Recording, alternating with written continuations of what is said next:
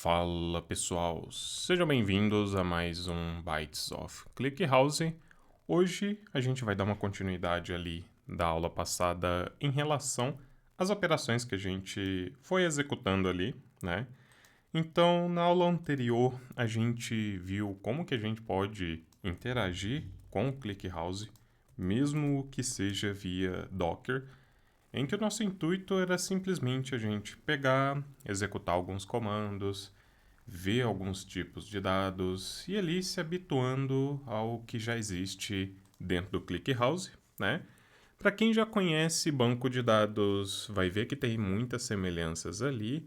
Entretanto, como já foi mencionado, quando você começar a trabalhar em aplicações de produção, vocês vão ver que passar um tempo lapidando um pouco ali em a questão das queries, tipos de dados, a lógica de negócio e assim por diante, vocês vão conseguir ali, né, ter alguns benefícios em matéria de performance. Então a gente vai ver aqui mais alguns tipos avançados e começar a ver algumas funções que a gente pode trabalhar ali com o ClickHouse. A gente executa o Docker, né? Docker run, -d, o nome, passa algumas configurações ali para dentro do ClickHouse e a gente já põe para funcionar o ClickHouse Server. E agora a gente vai pegar, entrar dentro do ClickHouse e a gente vai, de novo, ali, executar alguns comandos e aprender um pouquinho mais sobre ele. Bom, a gente consegue trabalhar com listas, né?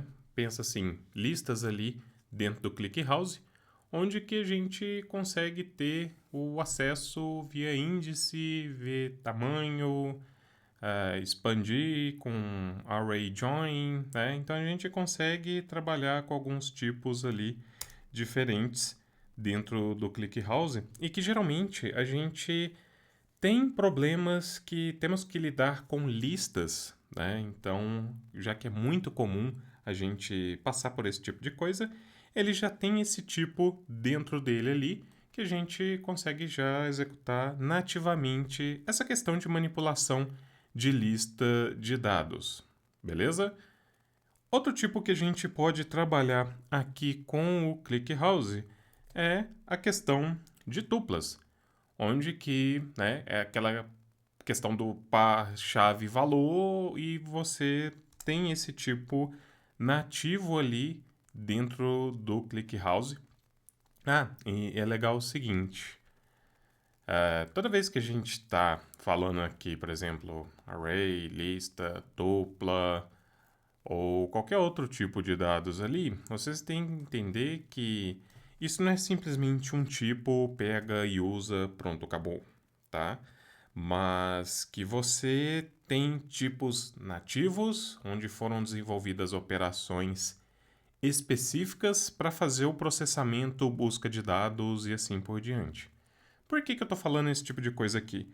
Bom, dentro do ClickHouse, ele foi desenvolvido para extrair o melhor que tinha de recursos a nível de processador. Então, tem algumas operações que a gente consegue mais ou menos performance se a gente usa determinados comandos que existem dentro do processador.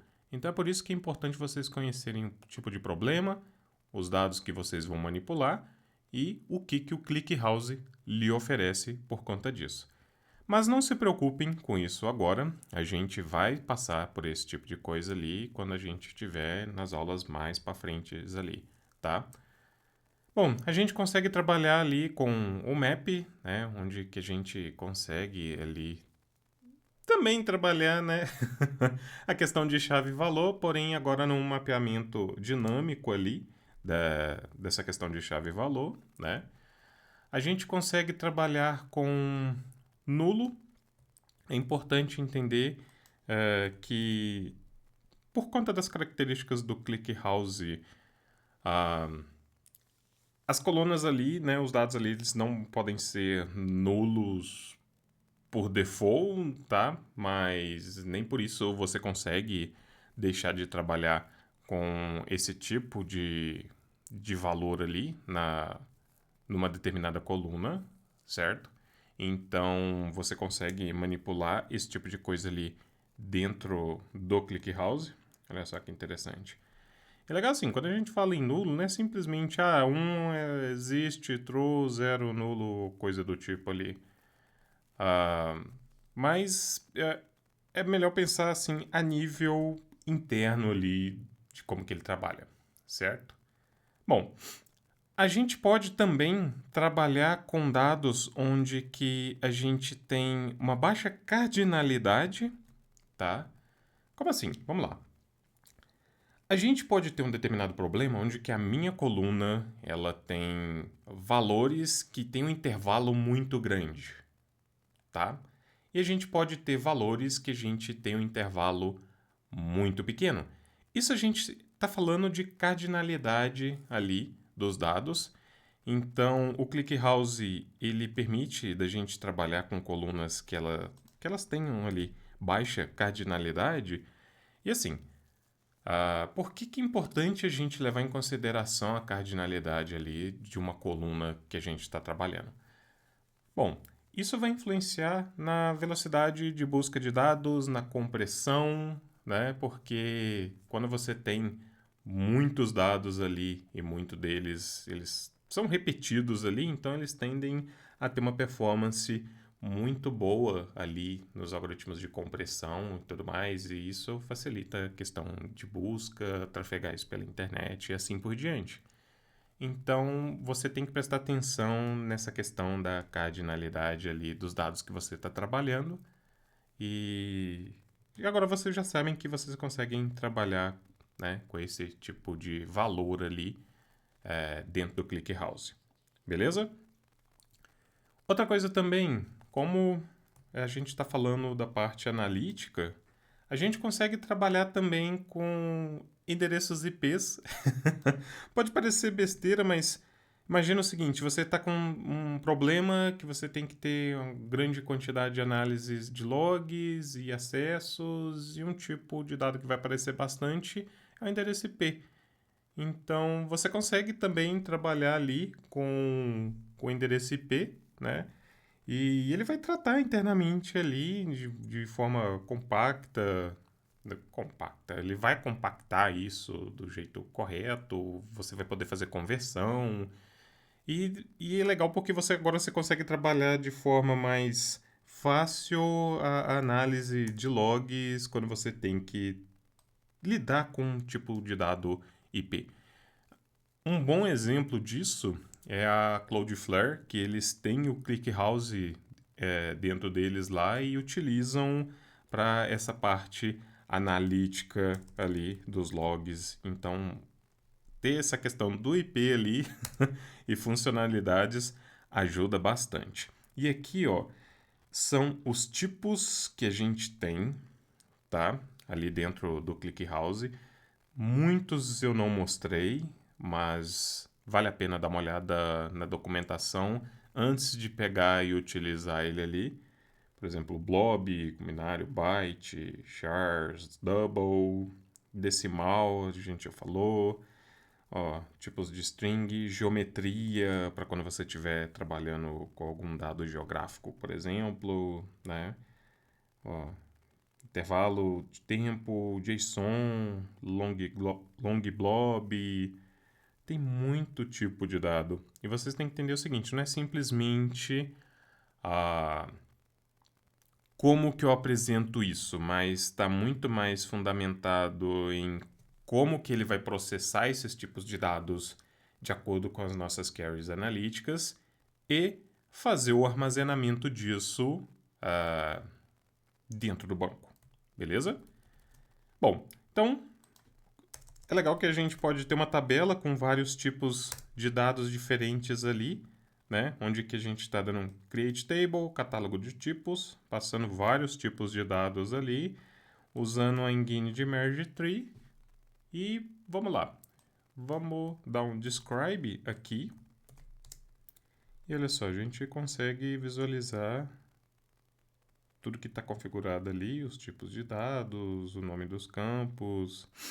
Ó, se a gente tem alguma expressão colocando algum valor default. Então, assim, tem muita coisa, ó, TTL expression, tem muita coisa ali que ele permite a gente trabalhar. E a gente pode simplesmente pegar e fazer um insert nesse cara aqui, e ele vai aceitar. Lembrando que cada um desses atributos aqui, dos dados aqui, ele vai se tornar uma coluna interna, então vai pegar e aplicar uma compressão ali mais adequada de acordo com o tipo e assim por diante, né? Ó, a gente pode também, por exemplo, no caso aqui, criar uma tabela de usuários ali, onde que a gente vai utilizar para a gente testar algumas funções também, que a gente pode usar aqui dentro do ClickHouse. A gente vai fazer um insert comum ali e a gente vai criar uma outra tabela de pedidos. Vamos fazer o insert de alguns dados ali. A questão de pegar, criar tabela, fazer o insert não tem nada de especial. Por quê? Porque a gente já viu, né, vários tipos de dados distintos ali, e aqui para nós a gente só quer simplesmente utilizar um SQL mais bruto, que a maioria já deve estar acostumado ali de poder trabalhar. Então, vou dar um select ali na tabela de usuários, eu quero somente alguns campos ali da minha tabela de usuários, eu quero filtrar com um where ali e ainda aplicar operadores lógicos como AND, a gente tem WOR, order by, né? A gente consegue aplicar esses filtros ali e funciona similar a um banco de dados. E por que eu falo sempre, funciona similar a um banco de dados ali? É para ficar muito claro que quem já tem o costume de trabalhar com banco de dados, você vai ter o mesmo raciocínio de você executar as queries, se você pegar e fazer alguma processamento analítico ali, certo? Só que vai depender muito mais de o quanto que você conhece do ClickHouse para você conseguir extrair mais performance dele e assim por diante. A gente pode utilizar between ali entre determinado intervalo. A gente pode utilizar a operação de win, né, para a gente ver que o status win pago e enviado. A gente pode utilizar o like quando a gente quer fazer uma busca ali e usar como se fosse um regex ali e eu quero tudo que tiver né, dentro da minha expressão ali, que contém a parte do valor da minha expressão. Então, assim, tudo o que a gente já conhece de um banco de dados tradicional. A gente pode trabalhar, por exemplo, com o limit, né? A gente não quer ver tudo o que tem ali dentro, a gente só quer ver parte ali daqueles dados. A gente pode utilizar a questão de paginação ali também, né, com offset e combinar também com o limit ali. Então a gente consegue ter essa busca mais, como é que eu posso falar? Específica? Não. Mais acertada? Também não. A gente pode selecionar parte dos valores ali que a gente, né, teria de resultado e você vai paginar em cima daquele resultado e pegar parte dos valores que você quer, certo? Então, você consegue fazer esse tipo de operação também. Você consegue também, por exemplo, acessar ali os arrays, mas a gente já viu sobre os arrays, maps, tuplas, nullables, então não vai mudar muito do que a gente já está vendo aqui, simplesmente vai pegar e fazer um select nesses campos específicos, passar um índice ali para a gente verificar se ele existe ou não, e a gente pode usar funções, por exemplo, isNull, o rest, se tem ali, né, o valor dentro da variável, né, do atributo ali que a gente está procurando. É interessante que a gente pode alterar também o formato de saída ali, né, dos nossos selects também. Ó, Você consegue ter uma visão melhor ali do que está saindo de resultado. Você pode utilizar o Pretty, que ele deixa muito mais bonito e, né, igual uma tabelinha mesmo. Você pode usar o formato de JSON também para você visualizar os resultados ali. Você pode alterar o modo que você vai visualizar também em relação a se quer vertical ou não. Então, assim, você tem algumas opções de alterar a visualização dos resultados das suas queries. Isso, né, lembrando que a gente pode estar simplesmente num terminal ali, fazendo alguma análise qualquer, e isso aqui ajuda bastante ali, né, melhorar a sua experiência